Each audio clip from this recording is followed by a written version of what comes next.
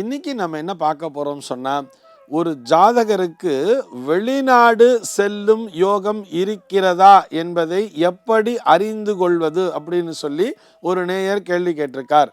அவருக்கு மாத்திரமல்ல, நம்மில் பலருக்கும் இந்த சந்தேகம் என்பது இருக்கும். ஒரு ஜாதகத்தை பார்த்த உடனே உனக்கு வெளிநாடு போற யோகம் இருக்குதா அப்படிங்கிறத பார்த்துட முடியுமான்னு கேட்டா நிச்சயமாக முடியும். ஆனால் அடிப்படையான ஒரு உண்மை எது தெரியுமா? இதனை நாம் வெளிநாடு செல்லக்கூடிய யோகம் என்று சொல்கிறோம். ஆனால் இதனை ஜோதிட விதிகள் தோஷமாகவே பார்க்கிறது. அதாவது எவன் ஒருவன் உள்ளூரிலேயே இருக்கிறானோ, தான் பிறந்த ஊரிலேயே வேலையை பார்க்கிறானோ, அவனுடைய ஜாதகத்தை தான் ஒரு அதிர்ஷ்டம் நிறைந்த ஜாதகமாக சொல்கிறது. வெளிநாடு செல்ல வேண்டும் என்று சொன்னால் அதனை இவன் பரதேசம் போவான் என்று ஒரு தோஷமாகத்தான் ஜோதிட விதிகள் சொல்கின்றன. ஆனால் இன்றைக்கு காலப்போக்கிலே என்ன ஆயிடுச்சுன்னு பார்த்தோம்னா, என் பிள்ளைக்கு அமெரிக்கா போகிற யோகம் இருக்கா பாருங்கோ, என் பிள்ளை ஃபாரின் போவானா, ஃபாரின் போகிற யோகம் இருக்கா பாருங்கோன்னு சொல்கிற அளவிற்கு இன்றைக்கு கால சூழலானது மாறி இருக்கிறது. சரி, நம்ம இப்போ நேராக இந்த விஷயத்துக்குள்ள வந்துடலாம். அதாவது ஒருவருடைய ஜாதகத்தை பார்க்கும் பொழுது இந்த ஜாதகர் வெளிநாடு செல்வானா என்பதை தீர்மானித்து விட முடியும். குறிப்பாக அவருடைய லக்ன பாவம்னு சொல்றோம் இல்லையா, இந்த லக்னம் என்பது அவர் பிறந்த பூமியை பற்றி சொல்லும். இவர் எந்த பூமியிலே பிறந்திருக்கிறாரோ அந்த பூமியிலேயே இவர் தன்னுடைய தொழிலை அமைத்து கொள்வாரா என்பதை அந்த லக்ன பாவமும் அவருடைய 10ஆம் பாவம் சொல்லுவார். அந்த லக்னத்திலிருந்து எண்ணி 1, 2, 3 அப்படின்னு சொல்லி அந்த கிளாக் வைஸா எண்ணிண்டு வரும்பொழுது அதிலே ஜாதகத்திலே 10ஆம் பாவம் என்பது ஒன்று இருக்கும். அந்த 10ஆம் பாவமும் இந்த சூழலை கொண்டு லக்னாதிபதியையும் அந்த ஜீவனஸ்தானாதிபதியையும் கொண்டே இவர் அந்நிய தேசத்திலே தன்னுடைய தொழிலை அமைத்து கொள்வாரா அப்படிங்கிறத சொல்லிட முடியும். இது போக ஒரு சில பேர் தொழிலுக்காக மாத்திரமல்ல, வேற ஏதோ ஒரு டூருக்காக கூட வெளிநாடு போவா இல்லையா, இதையும் நம்முடைய ஜாதகமானது தீர்மானித்து விடும். இவர் டூருக்காக வெளியூர் போவாரா, சும்மா வெளிநாடு போய் சுற்றி பார்த்துட்டு வந்துடுவாரா, அது போகக்கூடிய அம்சம் இருக்கிறதா, அல்லது வெளிநாடு என்பதே இவருக்கு ஒத்துக்கொள்ளாதா. ஒரு சில பேர் என்ன பண்ணுவான்னு பார்த்தோம்னா, டூருக்காக நல்ல பெரிய பிளான்லாம் போட்டு போயிருப்பா, போன உடனே அங்கே உடம்பு சரியில்லாமல் போயிருக்கும், உடனே திரும்பி வந்துட்டு இருப்பா. அவள் ஜாதகத்தை எடுத்து பார்த்தோம்னா அவர்களுக்கு அந்நிய தேசம் என்பது, கடல் கடந்து செல்வது என்பதே ஆகாது அப்படிங்கிறது அவருடைய ஜாதகமானது தெளிவாகவே சொல்லிவிடும்.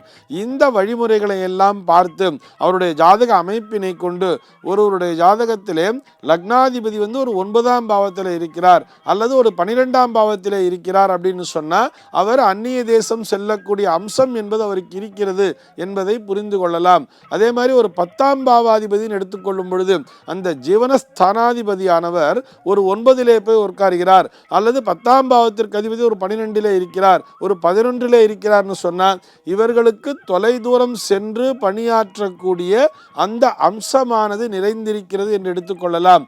அதே போல அந்த ஜாதகரினுடைய அந்த 10ஆம் பாவத்திலே அந்த ஜீவனஸ்தானத்திலே ராகு கேத்துவினுடைய பிளேஸ்மெண்ட் இருந்தாலும் சரி, அல்லது கடல் கடந்து போகும் அம்சத்தை தரக்கூடிய ஒரு சந்திரனுடைய நிலை அமைந்திருந்தாலும் சரி, இந்த சந்திரனுடைய பிளேஸ்மெண்ட், ராகு கேத்துவனுடைய பிளேஸ்மெண்ட், 10ஆம் பாவத்தினுடைய அதிபதியினுடைய பிளேஸ்மெண்ட்டை வச்சு இவர் வெளிநாடு செல்வாரா அல்லது மாட்டாரா என்பதை நம்மால் தீர்மானித்து விட முடியும். அதுபோக முக்கியமான ஒரு பாயிண்ட் சொல்றேன். குரு எவருடைய ஜாதகத்திலே 9லே அமைந்திருக்கிறாரோ அவருக்கு வாழ்க்கையிலே ஒரு முறையேனும் வெளிநாடு சென்று பொருள் தேடக்கூடிய அந்த வாய்ப்பானது அமைந்துவிடும் என்பது அடிப்படையான ஒரு சூக்ஷ்மம். இதைத்தானே நம்முடைய முன்னோர்கள் எப்படி தெரியுமா சொல்லியிருப்பா, ஓடி போனவனுக்கு 9ல குருன்னு சொல்லுவா இல்லையா. ஓடி போனவனுக்கு 9ல குரு அப்படின்னு சொன்னா அவன் வீட்டை விட்டு ஓடி போவான், ஏதோ ஒரு பொண்ணை அழிச்சுட்டு ஓடி போயிடுவான்னு நம்ம தப்பா நினைச்சிட்டு இருக்கோம். அப்படி கிடையவே கிடையாது. ஓடி போகுதல் என்று சொன்னால் என்ன தெரியுமா அர்த்தம்? திரைக்கடல் ஓடியும் திரவியம் தேடு அப்படிதானே நம்முடைய முன்னோர்கள் சொல்லியிருப்பார்கள். திரைக்கடல் கடந்துன்னு சொல்லலை, அங்கே என்ன வார்த்தையை உபயோகித்திருக்கிறார்கள்? திரைக்கடல் ஓடியும் திரவியம் தேடு அப்படின்னு சொல்றா இல்லையா. அந்த திரைக்கடல், அந்த அலை சூழ்ந்த அந்த கடலை கடந்து செல்வதற்கு ஓடி செல்லுதல் என்று ஒரு வார்த்தையானது உண்டு. அதை வைத்துத்தான் ஓடி போனவனுக்கு 9ல குருன்னு சொல்றார். எவர் ஒருவருடைய ஜாதகத்திலே 9ஆம் வீட்டிலே குரு என்பது அமைந்திருக்கிறதோ அவருக்கு அந்த குருவினுடைய காலம் என்பது வரும் பொழுது அது ஒரு குரு திசையாக இருக்கலாம், அல்லது ஒரு குரு புக்தியாக இருக்கலாம், குருவினுடைய அந்தரமாக கூட இருக்கலாம். அந்த காலகட்டத்திலே அவருக்கு வெளிநாடு செல்லக்கூடிய அந்த அம்சமானது, வெளிநாடு சென்று ஒத்த ரூபாயாச்சு சம்பாதிக்கக்கூடிய அந்த அம்சத்தை, அதாவது திரவியம் தேடக்கூடிய அம்சத்தை அந்த 9ஆம் வீட்டிலே இருக்கக்கூடிய அந்த குருவானவர் தந்து விடுவார். இன்னைக்கு நம்ம பலருடைய ஜாதகத்தையும் நீங்க அதுக்கு ரிசர்ச்சுக்காக எடுத்து பார்க்கலாம். எவருடைய ஜாதகத்திலெல்லாம் 9லே குரு என்பது அமைந்திருக்கிறதோ இவர்களுக்கு அந்த வாய்ப்பு வரும் பொழுது இவர்கள் அந்நிய தேசம் சென்றிருப்பார்கள். குறைஞ்சபட்சமாக பார்த்தோம்னா கூட இவர்கள் இங்கே தமிழ்நாட்டில் பிறந்துட்டு டெல்லியில் போய் வேலை பார்க்குறவாளா இருப்பா, கொஞ்சம் ரொம்ப தூரத்தில் போய் வேலை பார்க்குறவாளா இருப்பா. இந்த வீட்டை விட்டு மிகுந்த தூரத்திலே பணியாற்றக்கூடிய, தொலை தூரம் சென்று பணியாற்றக்கூடிய அம்சத்தை இந்த 9ஆம் வீட்டு குருவும் 10லே அமைந்திருக்கக்கூடிய சந்திரனும் அல்லது ராகுவும் கேதுவும் அல்லது 10ஆம் பாவாதிபதியும் அல்லது 1ஆம் பாவாதிபதி லக்னாதிபதியும் இவர்கள் இணைந்து கொடுத்து விடுவார்கள். ஆக ஒருவருடைய ஜாதகத்தை கொண்டு இவருக்கு வெளிநாடு செல்லக்கூடிய அம்சம் இருக்கிறதா இல்லையா என்பதை தெளிவாகவே சொல்லிவிட முடியும்.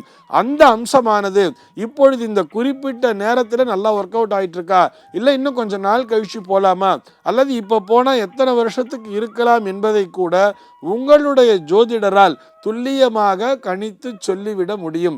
இந்த உண்மையை புரிந்து கொண்டு உங்களுடைய ஜாதகத்தை கொண்டு போய் உங்கள் ஜோசியர்கிட்ட காமிச்சு இதுக்கு பின்னாடி இருக்கக்கூடிய, இப்போ அவன் ஃபாரின் போகலாமா, என் புள்ள ஃபாரினில் போய் படிக்கிற அம்சம் இருக்கா, இதையெல்லாம் பார்த்துண்டு செய்யும் பொழுது நமக்கு பொருளாதார ரீதியாக நஷ்டம் என்பது வரவே வராது.